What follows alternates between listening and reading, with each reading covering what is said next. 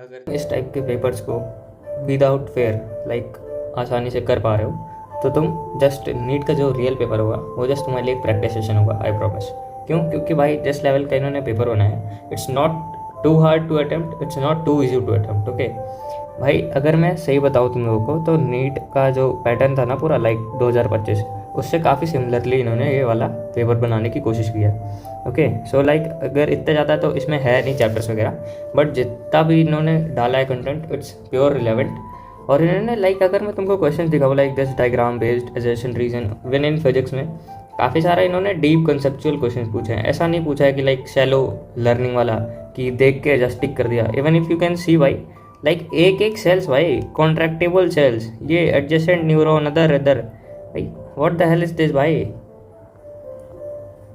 जब मैं paper attempt कर रहा था ना भाई, मैं सोच रहा था इन्होंने पेपर बनाया तो बनाया, बट ऐसा क्या कर दिया इन्होंने कि भाई इतना टाइम ले रहा है। लिटरली भाई 1 घंटे 20-30 मिनट जस्ट बायो खा गया। इस लेवल के क्वेश्चन इन्होंने दिया था।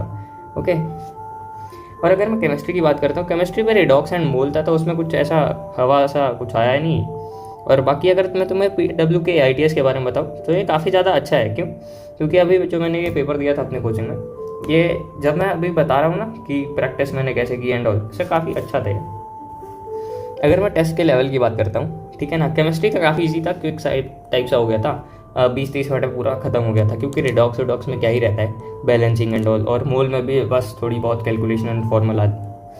फिजिक्स में कैलकुलेशन वगैरह था, सो उसका मैंने पूरा बना के रखा है। अगर तुम इसमें सोच रहे हो ना कि तुम्हारा सैलो लर्निंग से हो जाएगा, इसमें बिल्कुल नहीं हो पाएगा तुम्हारे से।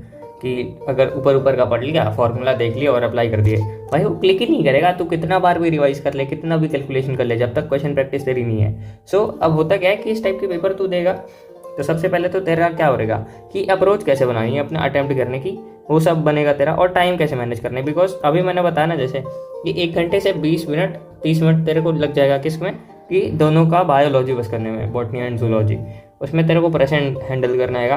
और कोर लर्निंग कैसी है वो भी कैसे इंप्लीमेंट करना है वो भी काफ़ी अच्छे से समझ में आएगा। Got it. अगर मैं बात करता हूँ बायोलॉजी की, अगर भाई तूने NCERT लिटरली अगर भाई टिप पे है तेरे, तब तो भाई वो एक्सट्रीमली ईजी बन जाएगा। एक्सट्रीमली ईजी कि टाइम कंज्यूमिंग स्टिल रहेगा, बट हमेशा तेरी एक्यूरेसी और जो स्पीड है ना वो काफ़ी ज़्यादा इंक्रीज रहेगी।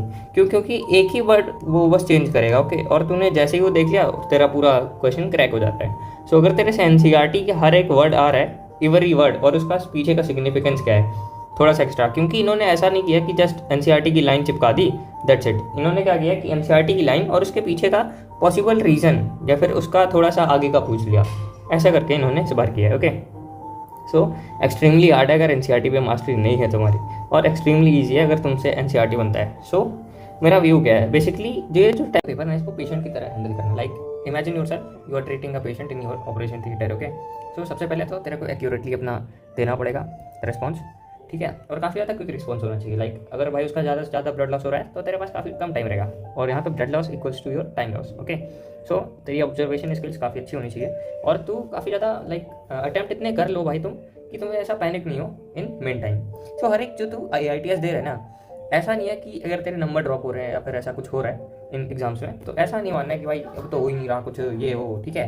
तो रिमेंबर भाई एक और बात कि टॉपर वो नहीं होता है जो कभी भी गिरते नहीं है, टॉपर वो होते हैं जो हमेशा प्रैक्टिस एंड करते रहते हैं। ओके सो हमेशा अपने को राइज अप करना रहना है। Got it. और भाई ये सब नीट वीट कुछ पेपर है नहीं, सब हलवा है, सब कर सकते हैं भाई, just need consistency and all. Okay so best of luck for the next अपना IITS, एंड आई रिकमेंड अगर तुम लोगों को लगता है भाई तो you can definitely go for this IITS।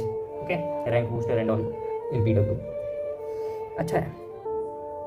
And let me know भाई, एनालिसिस अगर तुम कर रहे हो तभी तुम्हारी ज़िंदगी बनेगी, ठीक है ना। और भाई सबसे बेस्ट चीज़ होती है कि किसी और के मिस्टेक से तुम सीख के खुद बेटर बनो। Okay rather than doing your mistakes.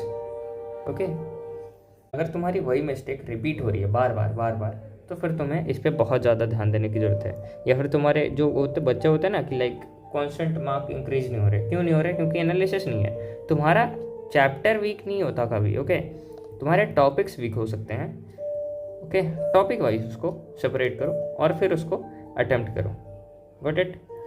इसके लिए तुम क्या कर सकते हो कि कोई टॉपिक उठाओ और NCERT एग्जाम्पलर ले लो सबसे बेस्ट, और PYQ सेशन जैसे PYQ के हर एक ऑप्शंस को अपना डिटेल में एनालिसिस करो उसका कि कहाँ से क्या क्या आ सकता है। और कभी भी क्वेश्चन को ऐसा ये नहीं देखना कि ये उसका ऑप्शन है और ये टिक करके चल दिया। ओके, हर एक ऑप्शन को डिटेल पे देखना है कि अगर क्वेश्चन में ये होता और ये ऑप्शन होता सो ये हो सकता था, ऐसा करके।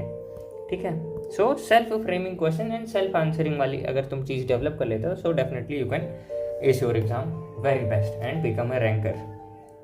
Okay, so all the best for the next your AITS। भाई एकदम जी तोड़ के मेहनत कर लो, 8 महीने बस हैं, इसके बाद सही बता रहा हूँ, the amount of respect you will gain, the amount of hard work you have paid, the amount of happiness you will give to your family is just, मैं बता नहीं सकता वो कितना अमेजिंग फीलिंग होगा। ओके, सो थोड़े से distraction से अपने को कट कर लो, ज़्यादा नहीं भाई, 8 मंथ कर लेना, दैट्स इट। 8 महीने में कुछ नहीं होगा, 8 महीने जस्ट सॉलिट्यूड में रह, अपना पढ़ लिख और अपना बेस्ट है, दैट्स इट। हार्ड वर्क कम नहीं होगा but yup it will be worth it.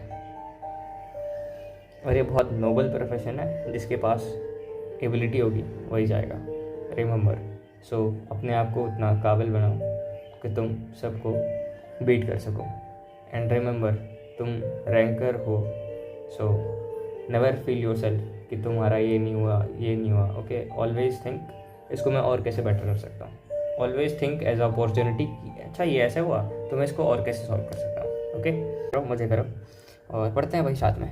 अभी ये भी बता देना कमेंट सेक्शन में कौन सा तुम्हें नेक्स्ट लेक्चर टाइप सा चाहिए। ओके, अभी by the way I am thinking कि मॉर्फो एंड एनाटॉमी का मैं थोड़ा सा अच्छा सा ला दूँ, क्योंकि भाई उसमें बैकग्राउंड नॉइस वॉइस थोड़ा सा एडिटिंग वगैरह हो जाता है, क्योंकि इतना हो नहीं पाता मेरे से ज़्यादा एडिटिंग वगैरह। ऐसा नहीं है कि बनती नहीं है, बनती है, but like you know time, भाई टाइम कहाँ है, एडिट करता बैठ जाऊँ क्या मैं पूरा दिन।